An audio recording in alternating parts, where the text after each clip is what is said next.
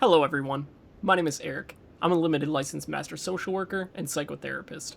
I've been working with children, youth, and adults for 10 years. Working with people is a passion of mine, and throughout the years I've come to observe many changes in the field of mental health. One of the most obvious changes is the accessibility of mental health information and disinformation available on the internet. When I started working in this field, telehealth was just that. It was therapy done over the phone. We didn't really have good computers or good cameras or microphones yet, so the Zoom telehealth sessions that we're all familiar with today weren't really around yet. If you wanted information on mental health, you could do research online, you could read books and published papers, but you still needed to go see a professional if you wanted any kind of competent mental health information or treatment. Thankfully, with the rapid advances in technology, we've been able to make mental health information and treatment more accessible for everyone, everywhere. That's obviously not a problem. It's a reactive attempt to meet the demand of a massive problem, which is the deterioration of our mental health across the world. YouTube and other content sharing platforms are not just innocent hosts of information and content. They actively analyze what you watch, and they curate specific algorithms based on what you like, what you dislike, and what you engage with. We all know this, but it's even clearer to me now that I'm a practicing psychotherapist and YouTube enjoyer. I'm seeing so much more mental health content on YouTube than I ever have before. Before it really became popular to talk about mental health on YouTube, there were a few relatively well-known creators that were pretty much driving all of the mental health related content on the platform. For a while it was Jordan Peterson, Dr. Grande, then along came Dr. K and Healthy Gamer GG. There are some other relatively popular mental health YouTubers like Dr. Tracy Marks and Emma McAdams, but for the most part, the people that popularized mental health on YouTube are the bigger names who most of us recognize on our feeds today. Here again, this was back when making mental health content was aimed at making free educational content that got people thinking about themselves and thinking about whether or not they should reach out for help.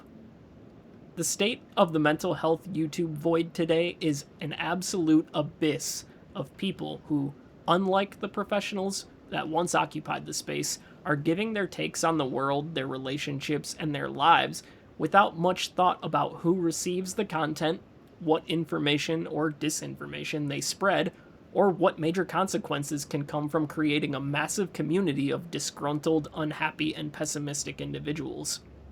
I'm not going to call out any specific creators because my intention isn't to designate any particular person the bad guy. What I'm telling you is that I'm seeing many different channels popping up about how individuals are experiencing the world, and most unfortunately, not taking enough time to carefully consider the impact of spreading their own subjective viewpoints.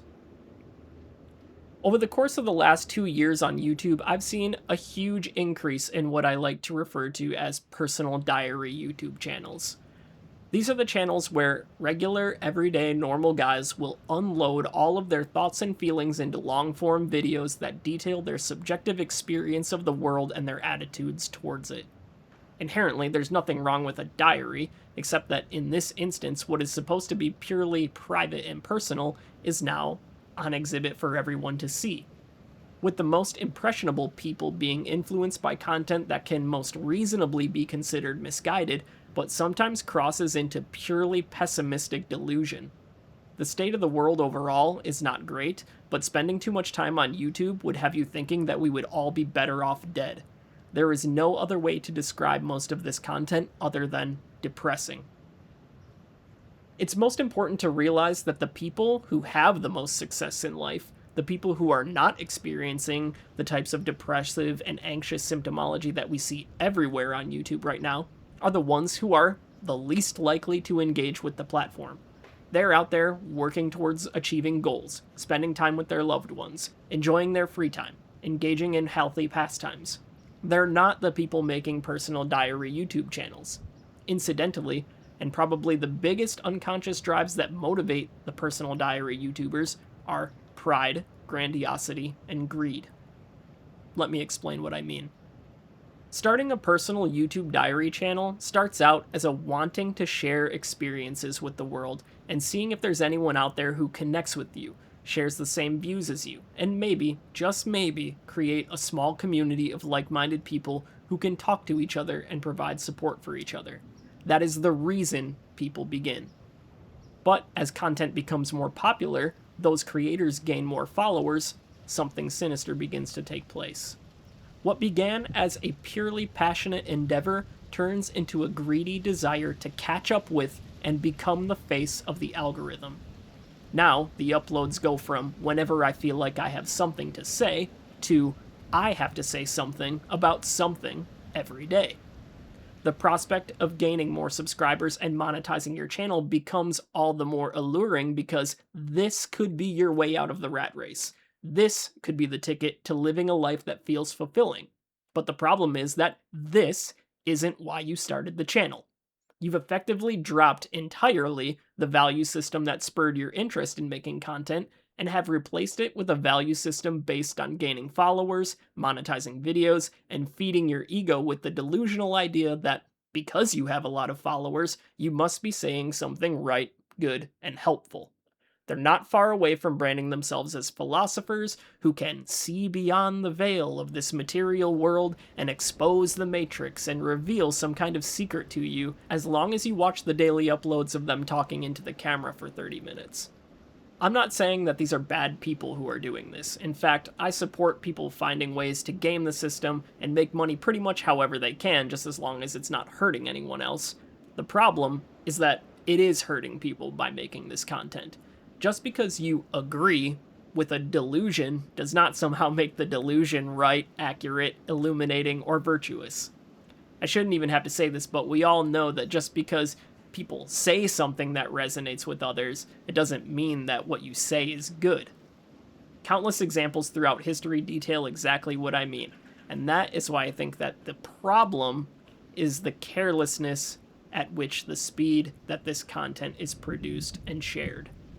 Most of the personal diary channels are shot in one single take, all recorded, none of it edited or fact-checked with widely available mental health information.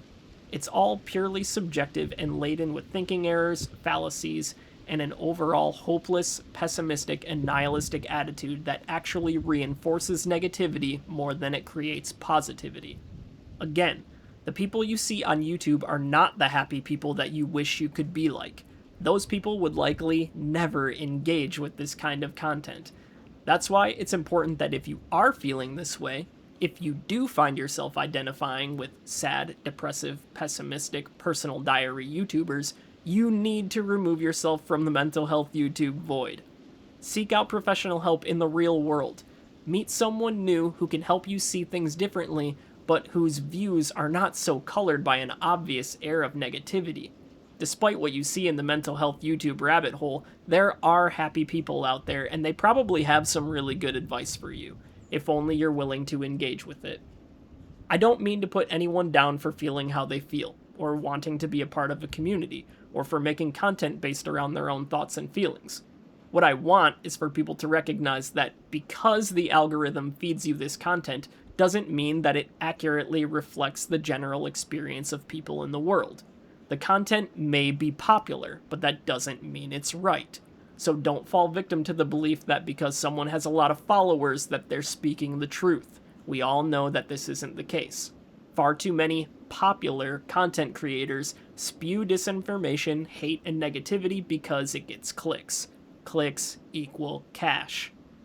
It might seem ironic or disingenuous for me, a small creator, to be dunking on other small creators, but if we take the fact that we're all YouTubers and remove that from the context, I would still have the same opinions if I met these people in real life for a mental health consult. I generally don't disagree with many of their points about the world, about our culture, or our values. In fact, I can empathize and understand where they're coming from quite easily. The difference is, I guess, that I'm a psychotherapist and I make money, shocker, by helping people see themselves and their relationship to the world differently. I know people who are just like the personal diary YouTubers, and I've even worked firsthand with people who share virtually identical viewpoints. The biggest difference is that the people I work with are motivated to change. The people flooding the YouTube mental health rabbit hole, unfortunately, are destined to stay the same. The type of community that you curate with your content can only support you as long as you align with their perspectives and their values. The money you get from creating pessimistic, hopeless, and depressing content will only compound the hurt, pain, and apathy in the world. All the while, you'll be paying your rent and buying your groceries with proverbial blood money extracted from sad and lonely online inhabitants who are desperate to be understood. I want you to know that there is help available. I encourage you to seek it before you fall deeper into the void of YouTube's mental health rabbit hole. Thank you again. Until next time.